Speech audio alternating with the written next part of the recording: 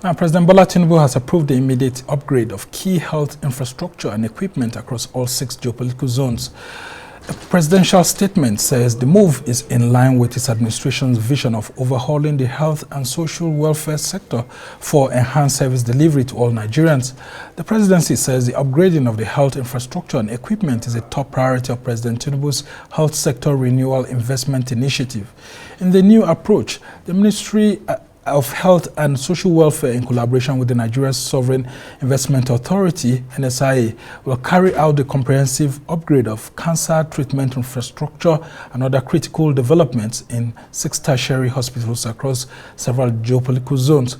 This will be in addition to the full renovation and expansion of prior investments to improve broad-based access to high-quality healthcare in all the 6 geopolitical zones of the country.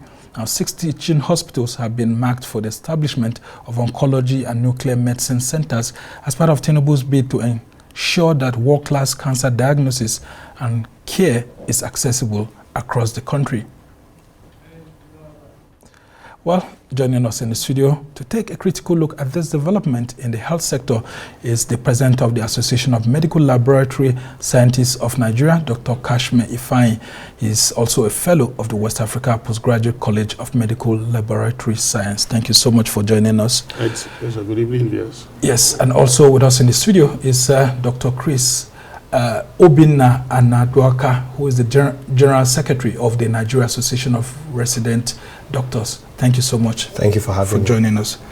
Okay, so let's start with you, President. How do you react to the President's intervention? Because it has to do with heavy investment in the health sector, actually. Oh, this is quite commendable. I actually would want to say that the body of medical laboratory scientists in Nigeria, and by extension, all medical laboratory professionals in Nigeria that number well over 150,000, because that would include medical laboratory scientists, medical laboratory technicians, and medical laboratory assistants. We are happy with the very novel and laudable efforts of the present administration under the leadership of Asiwaju Bola Ahmed Tinubu, GCFR. We're particularly happy that he has been able to transcribe his political manifesto in the health sector into tangible agenda in his administration. He started out by the launch of the health package during the Universal Health Coverage Day. And this particular pronouncement that came in yesterday evening adds up to that particular commitment which he had loudly expressed at that time. The last we had something like this, close to it, was during the days of Chief Olusegun Obasanjo, when we had the VAMED retooling of our hospitals. Yeah. I'm also happy that it's cross-cutting. All the 6 geopolitical zones are factored into this renewal program, and the number of hospitals that would be involved are quite large. So it sits very well with his commitment to providing broad-based access to quality healthcare service delivery. I will only say that having done this, as laudable and commendable as it is, there are 3 things out of the 12 essentials. There's no way you would talk about enhancing quality without speaking to the 12 quality essentials. So as the president is making this massive investment in the health sector, I think one of the things that is seemingly missing is the issue of quality essentials. As we go further, we may need to have on some of them, because equipment and infrastructure is just one out of the 12 of them. All right, very interesting submission here. And I come to you, Dr. Anadoka. Talk to us about how these 6 major teaching hospitals that the government is starting with, specifically University of Benin Teaching Hospital, Ahmadu Bello University Teaching Hospital, University of Nigeria Teaching Hospital, Federal Teaching Hospital, Katsina, University of Jos Teaching Hospital, and Lagos University Teaching Hospital could actually help to strengthen the capacity of healthcare provision within public health centers very well. Thank you very much. So I want to start by appreciating and commending the President of the Federal Republic of Nigeria, President Bola Ahmed Tinubu. And I also want to commend and appreciate the Coordinating Minister of Health of the Federal Republic of Nigeria, Federal Ministry of Health, Professor Ali Pate. These are laudable ideas. We have so many divisions in our hospitals that are not fully developed. So having this, putting it in tertiary institutions would help increase the capacity and help increase the function of these institutions. And then we have so many Nigerians that will benefit from all this equipment. But then again, you can't have equipment without having adequate manpower, adequate specialized manpower to use this equipment. Very laudable. We pray for a smooth implementation, and we pray that it comes to fruition soon. But we need skills. We need professionals with the skills to handle this. Some of the upgrades are a cardiac cath lab. We need specialists to do this. We need intervention cardiologists to do this. We also have radiology centers. We have a cancer center unit. We need specialists to do this. So what that means is that you need to train these specialists, and then you need retraining. And so the federal government has to look into, first of all, manpower shortage. We need to employ more skilled hands into our federal institutions that will man these machines, because we know machines will not man themselves. And then if machines are left there without being used appropriately, they can develop faults, and that will mean the federal government spending more money to service these machines. So we need to look into our human resource and get qualified manpower, train them, and improve the welfare of doctors. I keep on saying it. You end up training these doctors, and then when they stay back to handle this unit, their welfare is not completely taken care of, and they can end up leaving, and then you have to spend more money retraining these doctors. But as we commence with the program, as we go further with the program, we'll talk more about this. I want to still say that I commend the efforts of the Federal Ministry of Health and the federal government of Nigeria for upgrading our infrastructures in our teaching hospitals. Thank you. All right, let's talk about the issues of VAMED. What actually happened? Because, I mean, we had a similar approach, and maybe that's what's providing inspiration to President Tinubu when I think it was Chief Afe Babalola that led that move and all of that. I mean, it was a well-received policy by Nigerians, and people could see health infrastructure being improved. But after some time, we just went back to the same situation. What really happened? It sits rightly on the fulcrum of sustainability. Now, the Nigerian Sovereign Investment Fund is bringing funding for this laudable move to improve equipment and infrastructure. And I like what my brother here had said. It's one thing to retool an institution. In healthcare service delivery, three things come to play. You have people, you have technology, then you have service. And so, what the government is currently speaking to, and loudly so, is more of technology. They've not spoken to the people. He talked about human resource. Of course, part of what this president is being celebrated in Ethiopia is that he's now the champion of human resource for health mobilization in the continent.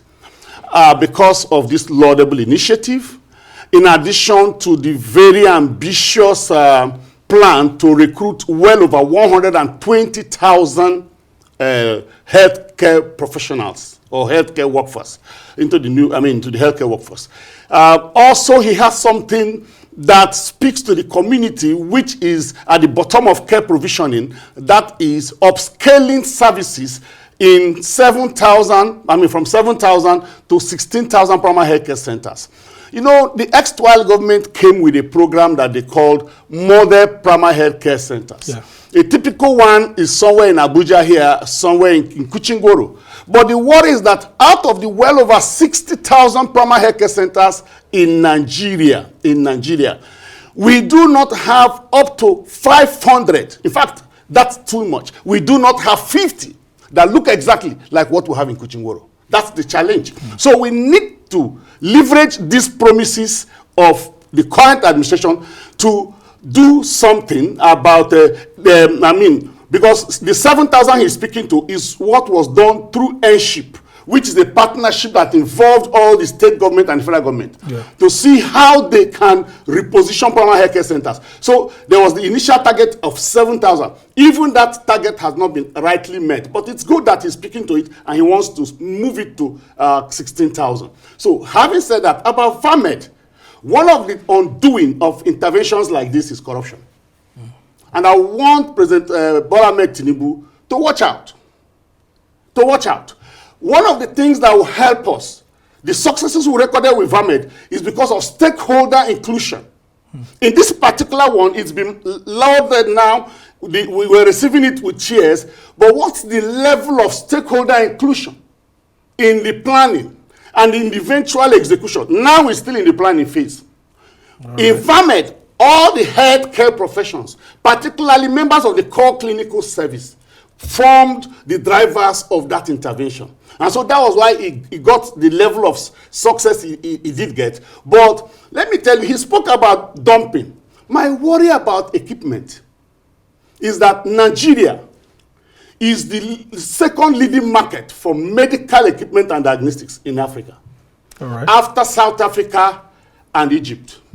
But the concern is that Nigeria is seemingly the dumping ground for substandard equipment, diagnostics, unregulated and unvalidated testing devices.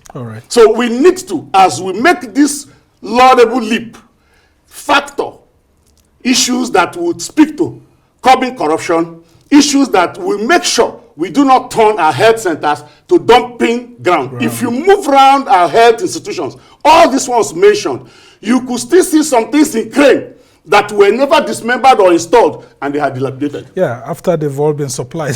And so, Dr. Obinna, I come back to you. Talk to us about the human capacity training that is much required. We've seen nurses having problems with the government. We've seen doctors having problems with the government. Young nurses and doctors, once trained, the first thing that they want to do is just to get out of the country. And so the retainership of our skills also becomes a problem. Is it just a welfare issue? And we've also seen your association, Nigerian Association of Resident Doctors, almost always going on one strike or the other. What exactly is the problem with human capacity development in the health sector? Thank you very much. I can tell you that Nigerian doctors, Nigerian healthcare professionals are patriotic. They are patriotic citizens. They want to stay. A lot of people that have gone abroad still complain about the situations there, and they want to remain. But as time goes on, it increasingly gets difficult. I take calls, and sometimes I'm the only one in the emergency, seeing 20 patients. The situation of the country, the hiking of prices, inflation, a lot of healthcare professionals cannot even sustain their homes. And then the patient number, the load keeps on increasing. We currently have a doctor to about 10,000 patients, while the WHO recommendation is 1 to 600. This wears down the Nigerian doctor, the Nigerian healthcare professional. And what do you expect them to do? There's a push and pull factor. We have factors pulling us there. There's a competitive market out there. You go abroad for nurses, doctors, and they pay you very high, or not so high, but an amount that can sustain your family. And then you stay here and you earn decently, but still, because of the economy, because of the inflation, you cannot sustain your household. Right. Are we talking about the push factors, the lack of job satisfaction? And that's why I'm commending at least this initiative to revamp our healthcare, our tertiary institutions by giving us good equipment. That can help at least bring a little bit of job satisfaction to us. Relief. Yes, relief. As a doctor, your primary goal is to take care of your patients. You want to see your patient alive. All right. President Tinubu's statement actually says that the expansion projects will be in the fields of radiology, clinical pathology, medical and radiation oncology, and cardiac catheterization. Do we really have the required manpower to be able to push this dream? Because from what I see, they say it's going to come, the projects will be delivered between 12 to 18 months. Do we have the right people to actually drive this program between that 12 to 18 months too? I like your question. These are highly specialized field. Let me give an example. I can train as a cardiologist in Nigeria, but not have the skill for intervention cardiology, not have the skill to perform percutaneous coronary intervention, which obviously a cath lab is needed for. So you don't just get this equipment and dump in the hospital. You have to go through a process of training and retraining. Now, when you spend so much money training these professionals, you train them outside most times, they come back, you expect that they use this equipment, they train others, and then there's transfer of knowledge. But what are the incentives to help them stay back? After the training, if their welfare is not improved, a lot of them will be tempted to leave. And what do you do as a federal government? You start retraining again, spending more money. So all these things have to go together. Yes, it's very laudable. You have equipment on ground, but you need to increase the manpower, increase the professional hands, train the doctors, the nurses, the healthcare professionals, and also improve their welfare. Now, there's a plan from the federal government, which is already in works, to increase the quota in our institutions, in our tertiary institutions, for training of doctors, nurses. Now, if you push out so many young professionals, who will train them? Where are the residents to train them? Where are the consultants to train them? We have consultants that live in this country.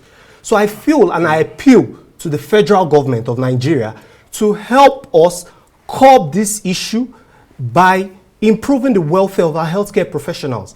And the stakeholders involved, the nurses and the doctors, NARD, the Nigerian Association of Resident Doctors, is ready to collaborate with the federal government to prefer solutions. Thank you. All right, as we try to round off this conversation, Dr. Casmir, talk to us about diagnosis. I mean, I'm really excited about your own area, how we've been having problems of diagnosing people very right. I mean, your members are well spread, but of course, we've been having issues of improper diagnosis in one way or the other.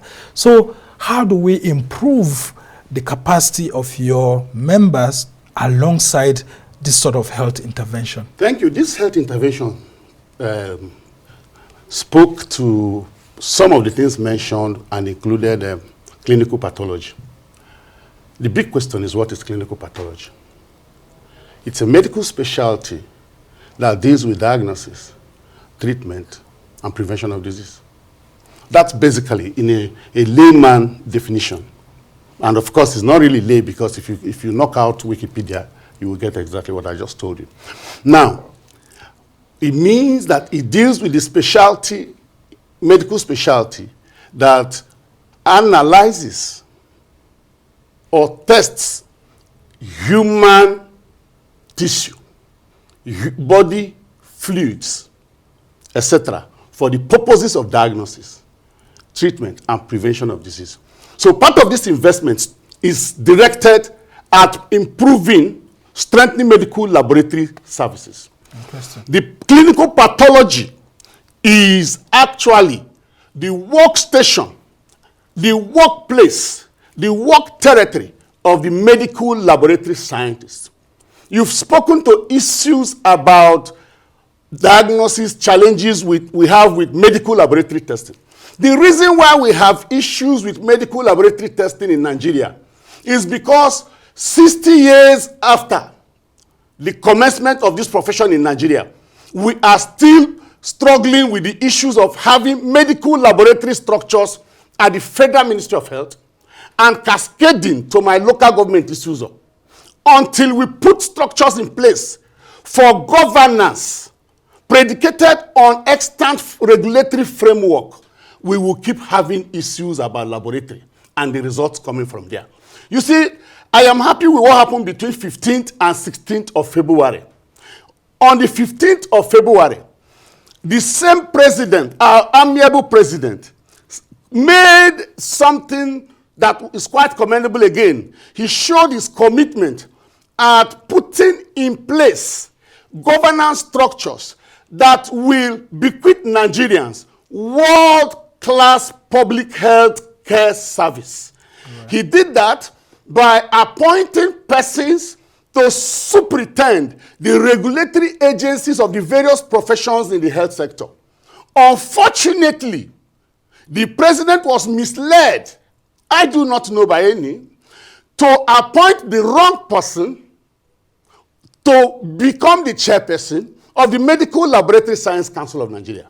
Now, the Act Cap M25 Laws of the Federation 2004, Section 3A is very unambiguous about persons that qualify to be chairpersons of the Medical Laboratory Science Council of Nigeria.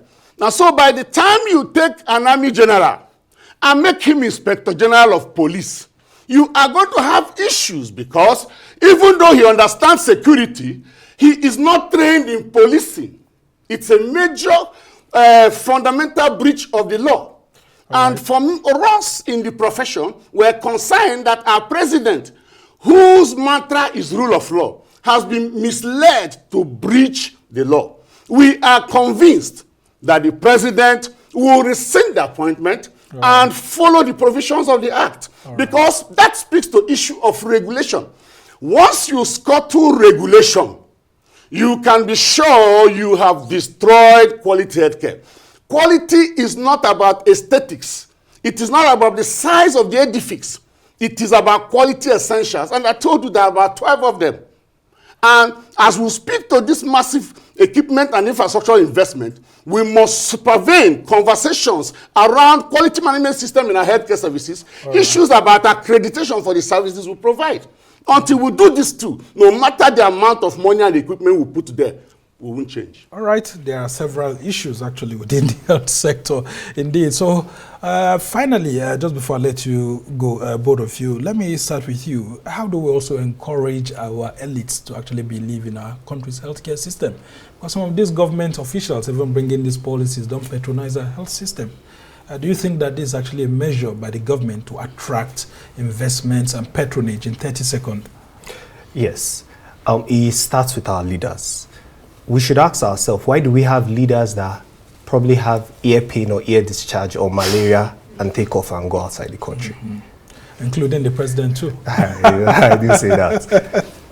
You have to believe in what you want to market. I cannot have a good and I want to sell it and I'm not wearing it, I'm not bragging with it, and I want to sell it to you. Would you believe in that?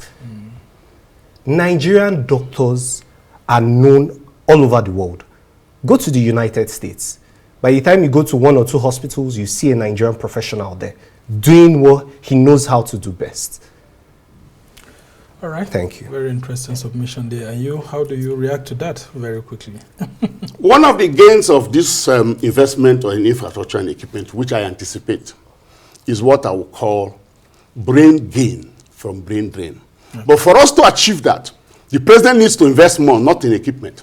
Today, there is no Nigerian doctor that earns as much as $1,500 per month. No Nigerian doctor. No medical laboratory scientist in Nigeria earns up to $1,000 per month. Until we speak to that, we will continue to have brain drain. But with this massive investment in top-notch state-of-the-art equipment for diagnosis, for treatment, we can attract those who had gone out. And the advantage, that's the only time the 18 months period can work. If we're going to bring people who are outside already, who are used to this equipment, who can now come here, support the activation of this intervention, and thereby train others in their use. That is one way to work. So beyond this massive equipment, the government needs to speak to the welfare of the workforce. It needs to speak to issue of regulation. Because, you see, regulatory councils are like the police. If you take away the police, if you compromise the police, you will have a field day for crime. All right, we must thank you so much for helping us to understand these issues. I mean, I mean, a lot of people actually say that with the president's intervention, it means that he's beginning to see the need for the Abuja Declaration, which was made some time ago, I think in the 90s, for an increase in investment in health sector to be, brought into focus. And it's actually so good to know that the government is focusing on that. We must thank you so much, Dr. Casmir Ifeanyi is the fellow of the West African Postgraduate College of Medical Laboratory Science and also the national president of the Association of Medical Laboratory Scientists of Nigeria. Thank you so much for helping us to understand that. You're very passionate about the president's appointment for your own ages. Oh, no, because that will scuttle the service and truncate the laudable ideas he has. So, well, we hope that the president will listen to you and maybe send his officials to actually get across to you. And then we must thank you so much to Dr. Obinna Anaduaka, who is the General Secretary of the National Association of Nigeria, the Nigerian Association of Resident Doctors. Thank you so much for joining us. Well, that's the much we can take on this edition of This Week. Thanks to our production team here in Abuja, Lagos, and London. Do join us same time next week for another exciting edition. I'm Somna Sambo.